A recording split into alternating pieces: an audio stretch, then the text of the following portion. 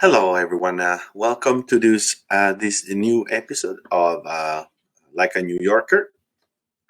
Thank you guys for following us and for your support. Today, it's going to be a little bit. It's a segment a little bit more socially involved. Let's put it this way, because as the title of the live said, it is very concerning that YouTube basically has embraced censorship, following what Facebook has done starting a few days ago, along with Twitter. They basically publicly announced that they will erase those posts. So Facebook, Twitter, and YouTube is going to do the same stuff with the videos. Um, whose content basically doesn't align with what the WHO says. And I'm going to try to keep this video as neutral and apolitical as possible, because here what is in question is not your political belief, but your right of freedom of speech. And this is why this is so concerning, because these companies are unilaterally basically deciding what can be seen and what cannot. And again, the point here should be that it is true that these platforms are private, but uh, we shouldn't let them fool us or get fooled by them. They say, well, we are a private company. When you join our service, as they call it, you accept our terms and conditions. Now, this is true, but what they did, this company, was to lure us in these services, offering them for free. But as we know now, it's not for free, because basically they use our data and our information. So we are trading something in order to have something in exchange, and they have profited billions of dollars from these, not only Facebook, but Twitter and YouTube as well. That's why you will hear me, as usual, that I cannot name certain stuff, like the problem that we have around right now. Maybe you don't know, but you can actually even say the name. Otherwise, your video gets erased or your live stream gets ghosted. So it is crazy that if you go to the mainstream media, they can say anything they want. But when it comes to content from independent creators, we cannot say not even the name of the reason that caused this crisis. So it's really surreal, I know. Even naming the name of the platform is not a good idea, so I won't do that anymore for the rest of the video. But let's start with the news, because just a few days ago, I show you, as you can see, YouTube announced that it's going to remove content that goes against the World Health Organization recommendations, the CEO said. Now, and this is what, the problem is here, that they use semantic in order to do their dirty job. Because the problem here is not that the WHO is going to give recommendations, of course. The problem is that it's clear that we cannot trust this organization. And that's pretty clear. Again, I don't want to get political. I don't care what politicians say about this. You can decide for yourself. You can make up your own brain about what happened, and the information is out there. You know exactly that back in January, we were misled by the organization that was supposed to protect us. So the news is this, that, as you can see, the CEO, in a very formal and official way, here we see Susan Wojcicki announced that YouTube is tackling misinfo during the pandemic. You see, so this is when I mentioned that is about semantic. That's what I mean. It's like, what is misinformation? How can you possibly use this organization to fact check a crisis that they mishandled in the best scenario, or that they willingly followed the propaganda or of a specific regime, basically walking alongside with that regime. So we are talking about YouTube, guys. We are talking about the most influential video platform in the world, and and you should wonder, so if they can tackle, right, because this sounds like cool and aggressive, right? It's like, oh, we're gonna tackle misinformation. Where what does it mean? What does it mean? Who decides what is misinformation? And again, the second level of this question is, if they can see and control and screen each and every video for this reason, think about it. It means they have the technology to screen every and each video anytime. So today they're going to tackle misinformation, and tomorrow what they're going to tackle? They're going to tackle what information about by the New York Giants about the New England Patriots. It's like, or they decide that a certain food is not good for you, and so if anybody suggests that you should eat this food, they're going to say, oh, but that's dangerous misinformation, so we're going to erase all the videos that talk about this food. And who can guarantee you that this is going to be a fair and balanced process? Because the size of these companies, yes, these companies are private, but they play a public and social role in our society. So they want all the benefit being widely and spreadly known and utilized. But then when it comes to duties, obligations towards us, then they just, they say, well, but you accepted our terms and conditions. Well, so what? If you think that there is misinformation out there, then you should have check and balances in place. You should allow people to watch whatever they want to watch and make up their own mind. And then, okay, if you can suggest videos, since with these omnipotent algorithms, you can do whatever you want. Well, you can recommend videos with different opinions, right? Because they basically can do whatever they want on their platform, right? So why they don't want to even listen to other opinions?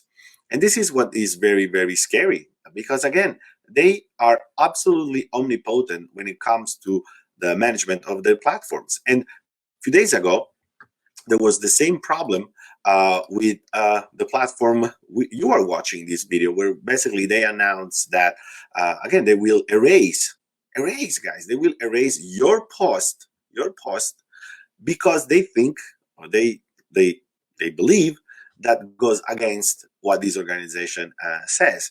Again, that is your profile. So they take all your personal information, they sell them, they make money out of them. But then if you say something that they disagree with, they erase you. So this is very, very concerning, because remember, this is not about politics. This is not about political opinions. This is about your fundamental right of free speech and freedom of press. Again, of course, there is a lot of fake news and a lot of junk news out there, but the process here, what these platforms should do, because they are so much involved in social engineering, right?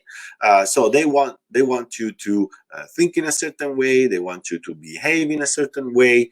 Good. So make some videos or posts where you educate people how to make up your mind in a knowledgeable, well-rounded way, right? I mean, they have infinite resources. So why they don't tell you, you want to make up your mind about this topic? Well, this is what you should do. You should look at these sources of information, and then you should look at these other forms of sources of information, right? Why they can do something like this? It's pretty reasonable, right? But no, they say, oh, don't worry, we're gonna do this for you. we don't want you to be bothered with misinformation. But who decides what is misinformation? The point is, like, you should decide what is misinformation. But these companies believe that you are not capable of that. You're so, according to them, you're so stupid, you're so dumb that they need to do this job for you. How entitled is that? But if this would be about what to order at McDonald's, that would be different. Here is about freedom of speech. This is about a fundamental right that you have to collect the information as many as you want, and to make up your own mind. So it is a huge concern. And now I want to show you something, because you might think that this is not a big deal. It's like, well, ultimately, what is the problem? Well, the problem is that again, you are carried by these outlets that they sell themselves as social media, right? But now, inevitably, these are also the platforms from which you get your informations. So they should have some ethic, some morality about it, and again, trying to provide a fair and balanced service. But that's not the case at all, actually. As I will show you. So I show you what I mean, because I did some research, and I went specifically on Twitter, since now all the informations are on, not all the information, but many informations are on Twitter. So this is how it works, okay? I'll show you, because it's really scary. Okay, give me a second. Okay, there we go. Okay, guys, so look here. Okay, so in order to check what the World Organization said back in January, you have to go to other media outlets. Okay, so in this case is the New York Post. Okay, so in the New York Post, you can see that this is a famous tweet, right? Because it goes back to January 14. I try to enlarge this. Okay, so look here. Okay, so as you can see, goes back to January 2020, right? And you can all read this tweet, right?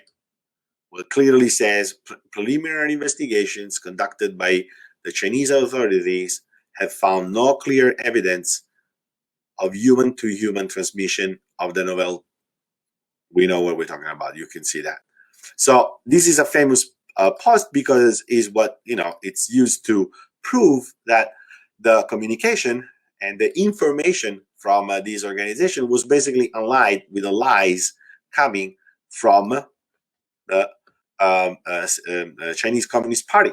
Now, that said, you may think, well, we have seen this. Why you are showing this to us?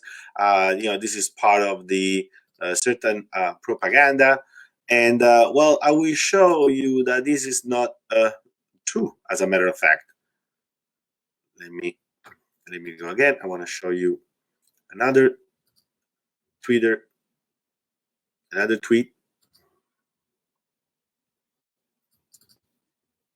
Okay, so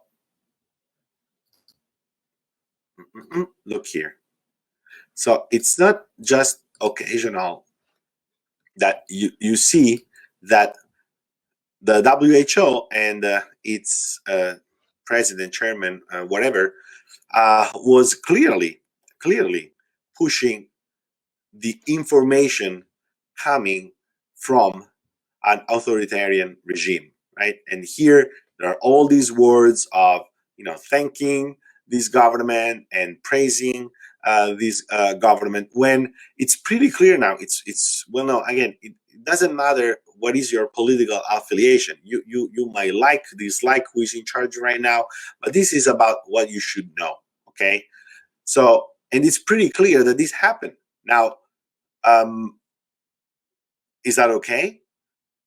It's the same thing that you saw the picture of Bill Gates shaking hands with the president of China, a man that is responsible for the loss of many lives, and you smile and shake hands with this guy, and again, as politicians have to do it, for diplomatic reason, but nobody forced nobody forced Bill Gates to do that, but he did it anyway. So what this man does, what this party is doing to its own people, and you smile and take a picture, and and you're proud of it. Think about it. Makes any sense to you?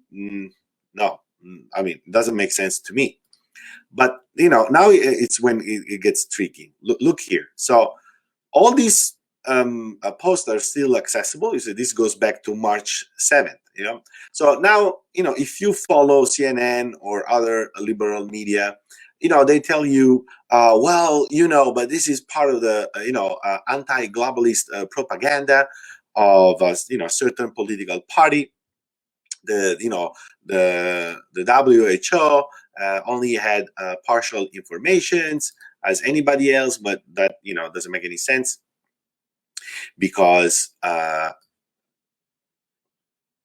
as a matter of fact, they knew what was going on, and they knew that the information were false. So look here.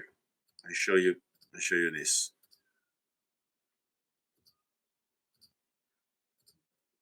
So as you can see here, we go back to February 25th, right? You can see here February 25th. So over here, still, they were saying, given that the thing we can speak of is a new disease, it is understandable that its emergence and spread cause confusion, anxiety, and fear among the general public, right? And again, the name of this organization includes the word health, right? Health. So why they care about this, about stigma,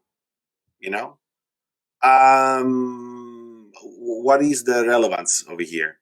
So why you want to get involved in political matters, and if you want to jump in the political arena, then you should face the consequences. Of course, once you express an opinion, then people might criticize that opinion, and that's what should matter. It's like, and that's the point that with this nonsense that's going on right now, it's like, oh, but how you dare to say that, or how you dare to believe this. Well, but the point is, you can say whatever you want, and I have the right to criticize it, and that's just fine. We can leave it there. It's like, okay, we disagree. Now, of course, who endorses stigma here? Nobody. This is obvious. Nobody endorses stigma, willingly. But the point here is why you are talking about stigma when here we're talking about a health crisis. When at the same, in the same time frame, you weren't really you weren't really doing your job. So you were concerned about stigma, but not about what to do to fight this crisis. And now I'm going to show you the smoking gun. Okay, are you ready for this? Because this is shocking, guys. When I found out about this, I was shocked. I was really shocked. And this tells you that the times we live are dangerous, because what's happening, it's scary. Consider this. We were lured into this, believing that this digital world was fantastic, right? That was amazing. the fact that we could live this digital life and being connected. This is the fantasy they sold us, right? And to some extent, it is true. I'm able to stream live from home, not from my office. I can show you this. Yes, of course, this is amazing, right? But the point is that since, especially news, we don't get news anymore on physical supports, right? And at least that was proof of a chronology, of a timeline. You could go back to some newspapers, newspapers of 2 weeks ago, 2 months ago, and you could fact check by yourself, right? But in the digital world, this can't happen anymore because they can go back to their web pages, they can go back to their social media account and erase whatever they want, or change it. This is even what is more dangerous, that they change it. So they rewrite their past. So the actual past doesn't exist anymore because they review it. And look here, okay? Are you ready? Okay, this is shocking, guys. Look here. It took me half an hour to scroll down all the tweets of this organization, okay? Check this out. They go back only as far as February 11th. Look, you see, it's white here. You know why it's white? Because it ends. Now, isn't it strange that tweets go back as far as February 11th, and now we don't have any more the possibility to see the tweets from January? All those shameful tweets where they spread misinformation, being the echo chamber of an authoritarian regime. Isn't that crazy, right? Isn't that strange? Again, this is about us, guys. This is about our right of being rightfully and fairly informed. We are deprived of this possibility by this organization and by the social media. And I love social media. I love the internet. I work with it, and it's really shameful that we are deprived of our capability to make up our mind by ourselves, gathering our own information, because they basically erase it. They simply erase it. So again, I will put the links to what I found in the description of these videos, and of course, I hope you enjoyed it, guys. And if you like our content, as usual, please remember our Facebook is at Living Magazine NYC, and also you can check our website here, in particular for the English content on living-style.com, category New York. I hope you enjoy these, guys, and please never give up trying to gather information as independently as you can. Try to listen to many sources. These gigantic companies are playing with our confirmation bias. They want us to choose a side and then to die on that side. But as citizens, this is not what we are supposed to do.